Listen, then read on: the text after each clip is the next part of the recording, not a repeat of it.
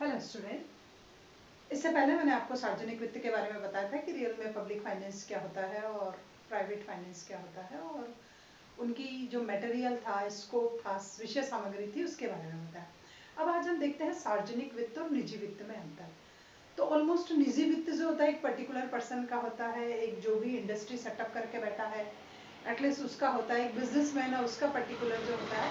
Suppose कीजिए कि मैं मेरा कोई बिजनेस स्टार्टअप कर रही हूँ, तो एटलीस्ट मैंने जो इन्वेस्ट किया है this is known as private finance. और अगर सपोज कीजिए कि हम सब मिलकर के गवर्नमेंट बॉडी है और एक किसी चीज को, किसी प्रोजेक्ट को ऑर्गेनाइज कर रहे हैं और उस पर फिर कुछ भी होता है, तो वो कहलाता है पब्लिक फाइनेंस, जो सरकार का पैसा होता है। तो almost what is the difference between public finance and private finance, सार्वजनिक वित्त और निजी वित्त में एटलीस्ट अंतर क्या है? तो सबसे पहला अंतर आता है आय व व्यय में समायोजन का अंतर। Adjustment in income and expenditure कैसे किया जाता है? तो देखिए कि गवर्नमेंट जो होती है, सार्वजनिक वित्त और निजी वित्त, ये है आपका सार्वजनिक वित्त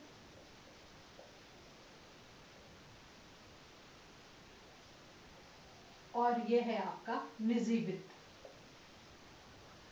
सरकार पहले व्यय का अनुमान लगाती है, बाद में आय प्राप्त करने का प्रयास करती है। गवर्नमेंट सबसे पहले, सरकार क्या करती है, सबसे पहले व्यय का अनुमान लगाती है कि particular during the year at least कौन कौन सा एक्सपेंडिचर कहाँ कहाँ करने हैं। तो सरकार पहले व्यय का अनुमान लगाती है, उसके बाद आय प्राप्ति के लिए प्रयास करती है। हमेशा गवर्नमेंट ऐसा ही करती है। जब कभी भी हमारा बजट आता है तो उसमें एस्टिमेटेड एक्सपेंडिचर होते हैं और एस्टिमेटेड इनकम होती है कि इन इन एक्सपेंडिचर के अकॉर्डिंग गवर्नमेंट एफर्ट्स लगाएगी इन इन सेक्टर्स से जो है वो अर्निंग कलेक्ट करने के लिए। तो सरकार जो है पहले व्यय का अनुमान लगा करके बाद में आय का एडजस्टमेंट करती है, जबकि एक पर्टिकुलर पर्सन आय प्राप्ति के बाद व्यय का अनुमान लगाता है कि मुझे इसको खर्च कहाँ कहाँ करना है।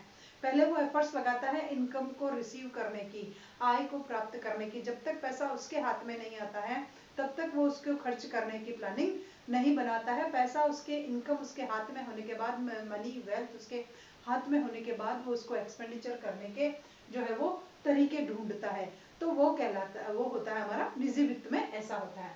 प्रोफेसर डॉल्टन ने एक स्टेटमेंट कहा है कि व्यक्ति की आय उससे संबंधित व्यय का आकार निश्चित करती है।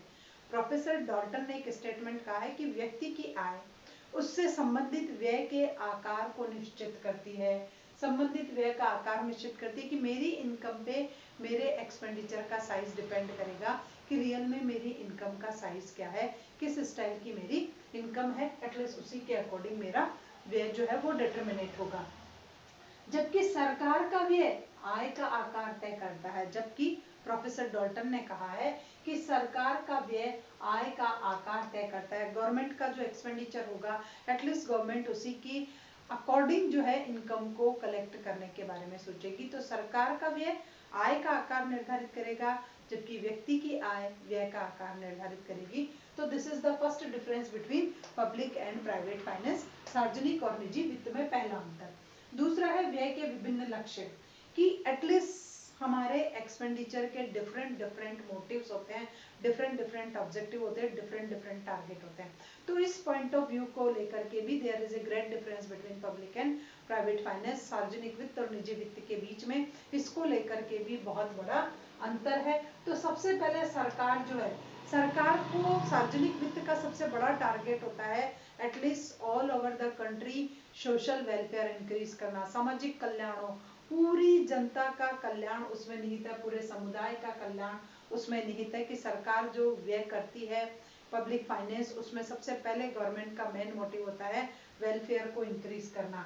तो ये न लाभ और न हानि के उद्देश्य से संचालित की जाती है। गवर्नमेंट बॉडी की जितनी भी इंडस्ट्री, जितने भी प्रोजेक्ट, जितने भी फंक्शंस जो ऑपरेट किए जाते हैं उनमें नो लॉस नो प्रॉफिट की थीम होती है। लाभ कमाने के उद्देश्य से वो संचालित नहीं किए जाते, बल्कि समाज के लाभ को अधिकतम करने के लिए किया जाता है कि एटलीस्ट जो है सोसाइटी का वेलफेयर वो सबसे ज्यादा हो। ये मेन मोटिव होता है पब्लिक फाइनेंस को लेकर के। अब आता है हमारा प्राइवेट फाइनेंस। तो प्राइवेट फाइनेंस में है लक्ष्य लाभ कमाना। सबसे पहला मेन मोटिव ही होता है प्रॉफिट को अर्न करना, कि how to maximise the profit, कि लाभों को कैसे अधिकतम कर सकते हैं, सबसे पहला काम ये होता है। और यहाँ व्यक्तिगत कल्याण की भावना होती है कि मैं सिर्फ मेरे वेलफेयर के लिए काम करूंगी, पर्टिकुलर जो भी मुझे खर्च करना है मेरी टोटल इनकम को एटलीस्ट मैं मेरे खुद के वेलफेयर के लिए खर्च करने पर ज़्यादा मेरी कंस्ट्रक्शन रहेगी। और मांग की कटौती करके मैं आय को बचाने के लिए एफर्ट्स लगाऊंगी। मैं अपनी डिमांड को डिडक्टेड करूंगी और सोचूंगी कैसे न कैसे इनकम जो है वो मेरे पास बच जाए, बट गवर्नमेंट ऐसा नहीं कर सकती। Then there is a great difference again between public and private finance. यहाँ हम हमारा मोटिव देखते हैं, हमारा वेलफेयर, हमारी कंसंट्रेशन होती है, हमारा गेन इंक्रीज करना, ये हमारी कंसंट्रेशन होती है। बट यहाँ पर ऑल ओवर कंट्री का जो डेवलपमेंट है एटलीस्ट उसकी थीम के बेस पे काम करते हैं। उसके बाद है सूत्रों की प्रकृति, कि कौन कौन से सोर्सेज होते हैं जिनके बिहाफ पर हम पब्लिक फाइनेंस को कलेक्ट कर सकते हैं और कौन कौन से सोर्सेज होते हैं जिनके बिहाफ पे हम प्राइवेट फाइनेंस को जो है वो कलेक्ट कर सकते हैं। तो सोर्सेज को लेकर के भी यहाँ डिफरेंशिएशन अवेलेबल रहता है। अब प्राइवेट फाइनेंस में जो सोर्सेज होते हैं वो वाइड रेंज के होते हैं। प्राइवेट फाइनेंस के जो सोर्सेज होते हैं वो वाइड रेंज के होते हैं और पब्लिक फाइनेंस के प्राइवेट फाइनेंस के सोर्सेज होते हैं वो बहुत लोअर रेंज में होते हैं, जबकि पब्लिक फाइनेंस के सोर्सेज होते हैं वो वाइड रेंज में होते हैं।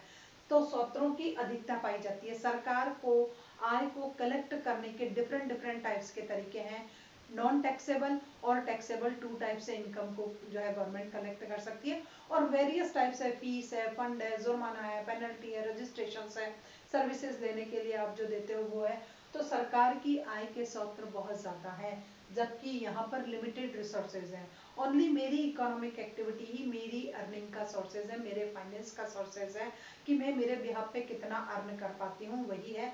ज़्यादा से ज़्यादा मैं मेरे बिजनेस के लिए मेरे रिलेटिव्स का ले सकती हूँ, मेरे मित्रों का ले सकती हूँ, बैंक से लोन ले सकती हूँ, ओनली यही मेरा लिमिटेशंस है। तो मेरी गुडविल भी गवर्नमेंट जितनी नहीं है कि मुझे कोई इजी गोइंग लोन दे देगा। तो यहाँ पर लिमिटेशंस की अवेलेबिलिटी रहती है प्राइवेट फाइनेंस में। बहुत लिमिटेड सोर्सेज हैं, लिमिटेड क्राइटेरिया है, लिमिटेड साइज है और मेरी गुडविल भी लिमिटेड है, इसलिए मुझे ज़्यादा सोर्सेज जो है वो मेरे पास नहीं आ सकते। जबकि सार्वजनिक अधिकारियों के स्रोत असीमित है, अनलिमिटेड सोर्सेज है, किसी भी सोर्सेज से गवर्नमेंट इनकम जनरेट कर सकती है।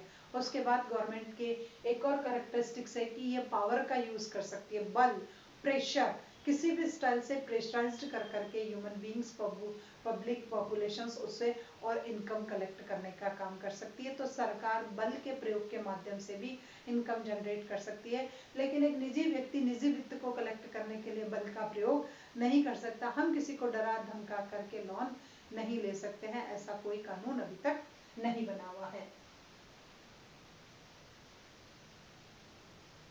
उसके बाद है सीमांत उपयोगिता सिद्धांत का उपयोग।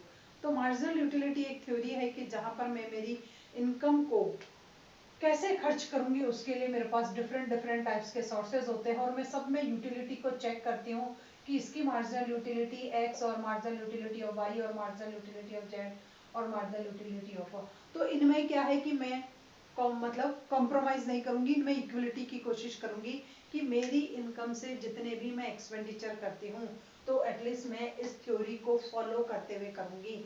तो इस सिद्धांत के आधार पर ही व्यक्ति अपने व्यय निर्धारित करता है कि रियल में ये थ्योरी फुलफिल हो रही है या नहीं हो रही है। एक्स वाई जेड और जो भी कमोडिटीज को मैं कंज्यूम कर रही हूँ एटलीस्ट उनकी मार्जिनल यूटिलिटी मुझे इक्वल मिलनी चाहिए, वरना मैं सब्स्टिट्यूशंस का लॉ जो है वो अप्लाई कर दूंगी। तो मैं मेरे हर खर्च से अधिकतम सीमांत उपयोगिता प्राप्त करने का प्रयास करती हूँ, जबकि सरकार के लिए एक बहुत कॉम्प्लिकेटेड काम है।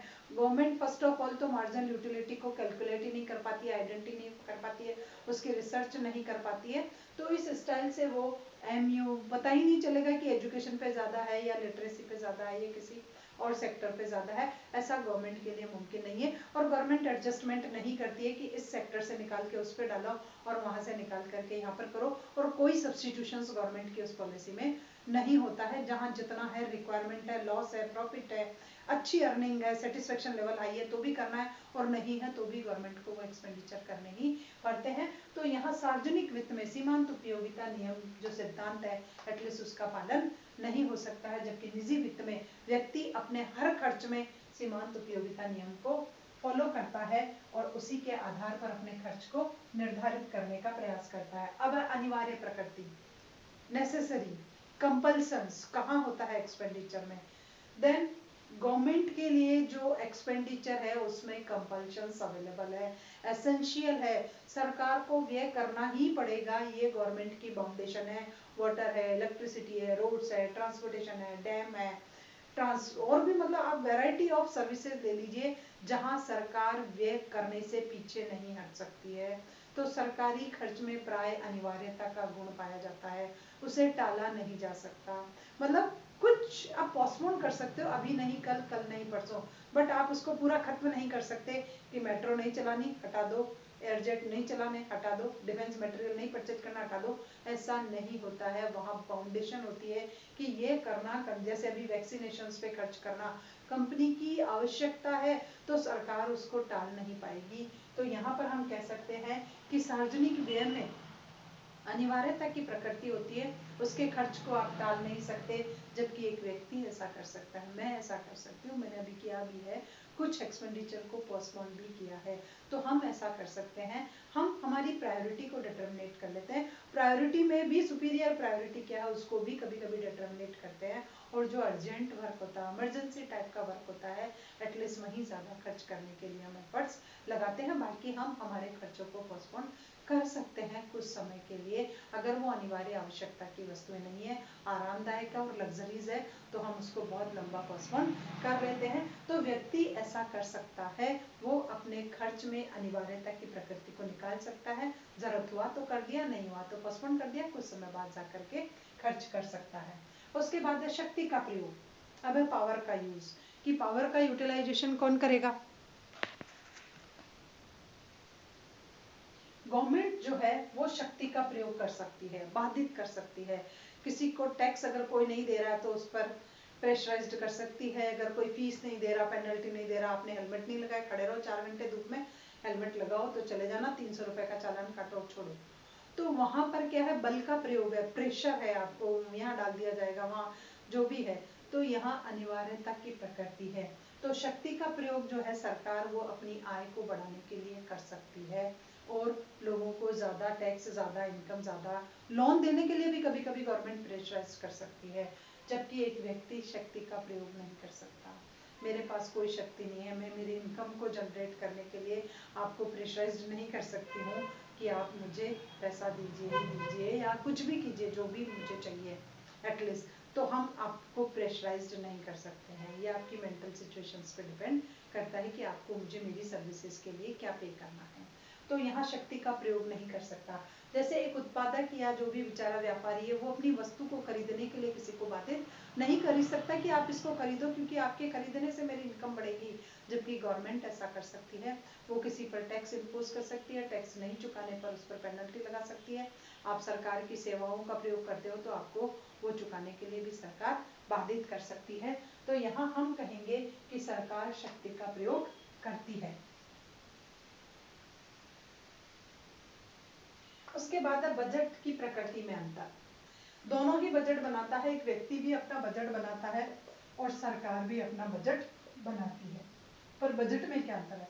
सबसे पहले यहाँ के बजट की जो अवधि होती है वो निश्चित होती है, निश्चित अवधि के लिए बजट बनता है, ऑलमोस्ट हमारा जो भी फाइनेंशियल एंडिंग होता है, हमारा वित्तीय वर्ष जो होता है उसके अंत में 31 मार्च को ईयर एंडिंग हो जाता है, 1 अप्रैल से जब स्टार्ट होता है तब से लेकर के नेक्स्ट 31 मार्च तक हमारा बजट प्रिपेयर होता है। तो ये 12 मंथ जो है उसका टाइम ड्यूरेशन फिक्स है, तभी बजट बनाया जाता है, बजट बन पहले जाता है, अप्रूवल बाद में होता है। लेकिन यहाँ पर बजट की कोई निश्चित अवधि नहीं है, सबसे पहले निश्चित अवधि नहीं है मेरे बजट की कि मुझे बजट कब बनाना है। हाँ, तनख्वाह आती है, एक तनख्वाह अगर जैसे सपोज कीजिए 5 तारीख तक आता है, हम 20 तारीख तक तो बजट के हिसाब से चलते हैं और 20 तारीख बाद बजट ही खत्म हो जाता है। पिछले 10 दिन जो लास्ट के 10 डेज होते हैं वो हमें बिना किसी बजट के चलने पड़ते हैं।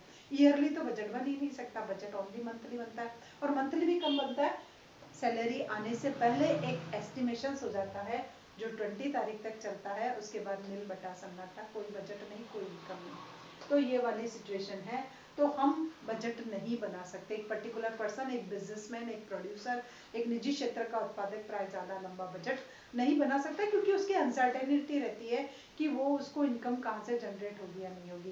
गवर्नमेंट इनकम में सर्टेनिटी क्रिएट कर सकती है, बट यहाँ अनसर्टेनिटी है। यहाँ सर्टेनिटी नहीं भी है तो भी सरकार अपना काम चला लेगी, लेकिन यहाँ सर्टेनिटी नहीं हुई तो व्यक्ति अपना काम नहीं चला पाएगा। तो ये है। उसके बाद गवर्नमेंट हमेशा घाटे का बजट बनाती है।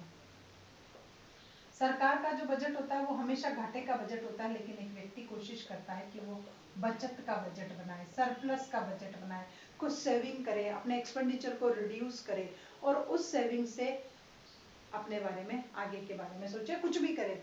तो हमेशा एक प्राइवेट बजट जो होता है, प्राइवेट फाइनेंस जो होता है, उसमें बजटिंग जो इसका एक मेन कंपोनेंट्स है और उसमें सरप्लस के बजट पर ध्यान दिया जाता है। जबकि गवर्नमेंट के बजट में डेफिसिट का बजट होता है, सरकार घाटे का बजट बनाती है, ऑलमोस्ट गवर्नमेंट लॉस में जाती है। अगर ये घाटे में चला जाए तो अपना सिर पकड़ लेता है और मतलब टेंशन में आ जाता है। जबकि सरकार घाटे में चले जाए तो हम कह रहे हैं कि प्रोग्रेस हो रही है, तरक्की हो रही है, वेलफेयर हो रहे हैं, डिफरेंट टाइप्स के डेवलपमेंट एक्सपेंडिचर हो रहे हैं और देश तरक्की करेगा और आगे बढ़ेगा। लेकिन यहाँ अगर घाटे का बजट बनाया जाता है तो कह रहे हैं बिजनेस डूब रहा है, फेल हो जाएगा, अब कोई मतलब नहीं है, दूसरा तरीका ढूंढना है। तो दोनों में बहुत ज्यादा अंतर यहाँ पर क्रिएट हो जाता है। उसके बाद है भविष्य की आवश्यकताओं में अंतर। नेक्स्ट आता है भविष्य की आवश्यकताओं में।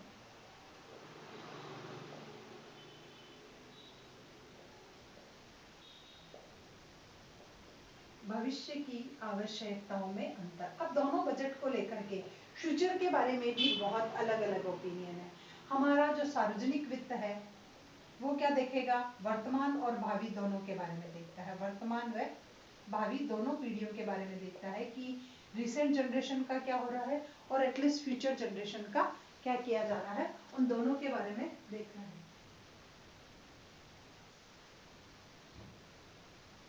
वर्तमान और भावी दोनों जनसंख्या के बारे में देखता है, क्योंकि दोनों का ही कल्याण करने से ही देश आगे बढ़ेगा। आपने केवल सारा खर्च अगर वर्तमान पर कर दिया, भावी जनसंख्या के लिए अगर कुछ भी नहीं रखा, तो देश की प्रोग्रेस पॉसिबल नहीं है, आर्थिक विकास इतना रैपिड रेट से जो है वो इंक्रीज नहीं हो पाएगा। इसलिए, और देश का जीवन लंबा है, पता नहीं कब तक क्या हो देश में, तो कंट्री को फ्यूचर के बारे में, सरकार को फ्यूचर के बारे में सोचना ही पड़ेगा। जबकि एक व्यक्ति जो बनाता है तो भविष्य की आवश्यकताओं को नजरअंदाज कर देता है, वो उसकी वर्तमान पर ज्यादा कंसंट्रेशन रहती है कि प्रेजेंट में मेरे साथ क्या हो रहा है, मैं कितना बचा पा रहा हूँ, मैं कितना अर्न कर पा रहा हूँ, मेरे खर्चे कितने कम है और मैं कितना सेव कर सकता हूँ। तो बस यही है।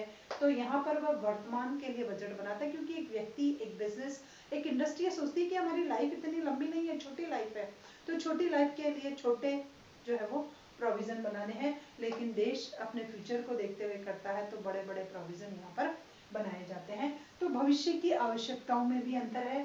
सार्वजनिक वित्त वर्तमान और भावी दोनों आवश्यकताओं को ध्यान में रख करके बनाया जाता है, जबकि ये वर्तमान की आवश्यकताओं को ध्यान में रखते हुए ही जो है हमारा सार्वजनिक निजी वित्त किया जाता है। उसके बाद है गोपनीयता में अंतर। गोपनीयता में, अब सार्वजनिक वित्त में किसी प्रकार की कोई गोपनीयता नहीं होती। पहली बात, गोपनीयता नहीं होती क्योंकि बजट को तो प्रस्तुत करना पड़ता है, दोनों सदनों में आप बजट को प्रस्तुत करते हो, संसद के दोनों सदनों में पक्ष और विपक्ष दोनों पर उस पर बहस होती है, उसका जो है आपको पब्लिकेशन भी कराना पड़ता है। इसको जो भी हम बजट बनाते हैं तो हमें उस बजट को प्रकाशित भी कराना पड़ता है। मैन ट्रस्ट मैगजीन सब जगह पूरा का पूरा बजट आ जाता है, सरकार के खर्चे आ जाते हैं, सरकार की योजनाएं आ जाती है, प्लानिंग आ जाती है, सब कुछ हो जाता है। तो यहाँ पर गोपनीयता नहीं रहती है, बिल्कुल भी गोपनीयता नहीं है।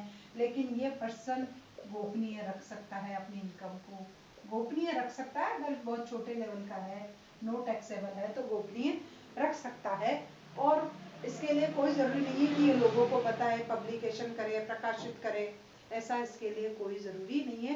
एटलीस्ट कभी कभी तो एक बिजनेसमैन अपनी वाइफ को भी नहीं बताता है कि बिजनेस में क्या चल रहा है और क्या उतार चढ़ाव हो रहा है, कुछ सीक्रेट रखना चाहता है। तो यहाँ सीक्रेसी है ही नहीं, जबकि यहाँ सब कुछ सीक्रेट जो है वो रख सकता है। तो गोपनीयता का तत्व जो है वो निजी वित्त में पाया जाता है, सार्वजनिक वित्त में गोपनीयता का जो है वो नहीं पाया जाता। अब है ऑडिट। एक हद तक इसके लिए ऑडिट अनिवार्य है, और बहुत वृहद स्तर पर जो है हर चीज की जांच होती है सरकार के, हर छोटे बड़े एक्शन के लिए जो है वो लार्ज स्केल पर ऑडिटिंग करानी पड़ती है। लेकिन यहाँ बिजनेस छोटा है, अभी मेरा बिल्कुल छोटा सा बिजनेस है, तो मुझे कभी ऑडिट की जरूरत नहीं पड़ी, कितनी इनकम हुई, कितना एक्सपेंडिचर, नथिंग एल्स, कुछ भी नहीं। लेकिन अगर हमारी इंडस्ट्री थोड़ी सी बड़ी है तो यहाँ फिर ऑडिट की बाउंडेशन हो सकती है। तो ऑडिट को लेकर के है कि ऑडिट में टाइम लगेगा, ऑडिट कंपलसरी है, ऑडिट का पब्लिकेशन कंपलसरी है। यहाँ वो ऑडिट करवा करके ऑडिट का पब्लिकेशन नहीं करता, ऑडिट की केवल एक रिपोर्ट उसको सबमिट करनी होती है जो वो कर देता है। तो ऑडिट के तरीके में भी सार्वजनिक और निजी वित्त दोनों में प्राय जो है वो अंतर माना जाता है। उसके बाद है अब सार्वजनिक वित्त जो है वो समग्र आर्थिक प्रणाली से संबंधित है,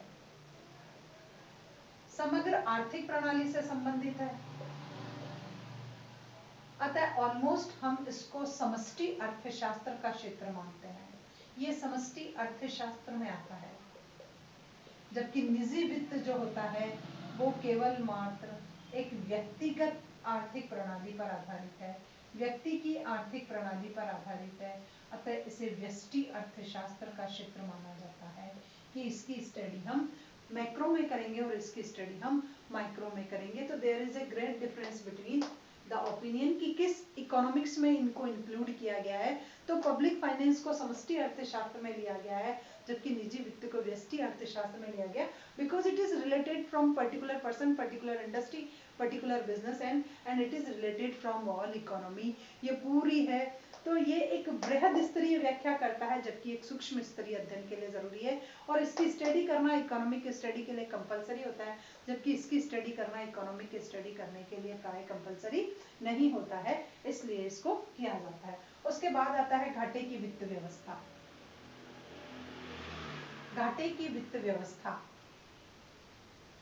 अब सार्वजनिक वित्त में घाटे की वित्त व्यवस्था को अपनाया जा सकता है अगर सरकार के खर्च अधिक हैं तो सरकार नए नोटों का निर्गमन करवा सकती है, नए नोटों का निर्गमन हो सकता है आरबीआई के द्वारा। आरबीआई को ऑर्डर दे करके और गवर्नमेंट जो है वो अपने पब्लिक फाइनेंस का एडजस्टमेंट कर सकती है। अगर गवर्नमेंट की ऑलमोस्ट वैसा ही होता है, रेवेन्यूज कम होती है, एक्सपेंडिचर ज्यादा होते हैं, तो डेफिसिट फाइनेंस को अडॉप्ट किया जाता है। परंतु यहाँ घाटे की वित्त व्यवस्था के लिए कोई जगह नहीं है, घाटे की वित्त व्यवस्था का कोई स्थान नहीं है, इसको नई मुद्रा निर्गमन का बिल्कुल भी अधिकार नहीं है। ये नए नोटों का निर्गमन निजी वित्त में प्राय नहीं किया जा सकता है। तो ये पाया जाता है यहाँ अगर आपके खर्च अधिक है तो आप नए नोटों का निर्गमन कर सकते हो, सरकार नए नोटों का निर्गमन कर सकती है आरबीआई की हेल्प लेकर के, लेकिन यहाँ पर ऐसा नहीं हो सकता है। व्यक्ति अपने खर्च को पूरा करने के लिए एटलीस्ट कागजी मुद्रा का निर्गमन प्राय नहीं कर सकता है। अब एक और है कि सरकार स्वयं से भी ऋण ले सकती है, ऐसा बताया गया है आगे, सरकार स्वयं से ऋण ले सकती है, सरकार स्वयं से ऋण ले सकती है अगर उसके खर्चे बहुत अधिक है तो सरकार खुद से भी ऋण ले सकती है, लेकिन एक व्यक्ति स्वयं से ऋण नहीं ले सकता, व्यक्ति उद्योग स्वयं से ऋण नहीं ले सकता। तो निजी वित्त में स्वयं से ऋण के लिए सेल्फ से लोन लेने की कोई प्रोसेस ही नहीं है, लेकिन गवर्नमेंट पब्लिक फाइनेंस में एक मेथड्स है कि गवर्नमेंट आपका जो रिजर्व फंड है सरकार उससे लोन ले सकती है, तो सरकार स्वयं के साधनों से स्वयं ही लोन ले सकती है। तो ये डिफरेंस जो है वो हमारे इसके अंतर्गत आते हैं, सार्वजनिक वित्त और निजी वित्त के अंतर्गत इस प्रकार।